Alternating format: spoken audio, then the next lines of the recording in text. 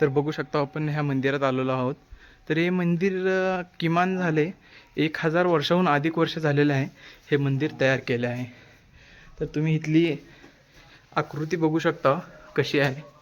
हजारो वर्षापूर्वीची आकृती आहे ही. तुम्ही बघू शकता. इथे एक मंदिर आहे, इथे एक आहे,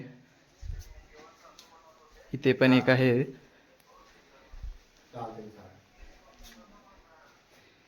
तर बघू शकता इथली आकृती बघून वाटत नाही की हे हजारो वर्ष आहे.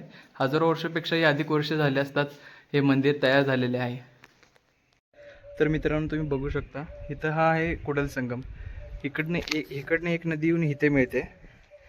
अजून एक नदी आहे जी इकडनं येऊन तिथे मिळते. तुम्हाला समोर मी जाऊन व्हिडिओ दाखवणार आहे. तर मित्रांनो मी तुम्हाला म्हणलेलं मी खाली येऊन व्हिडिओ दाखवतो.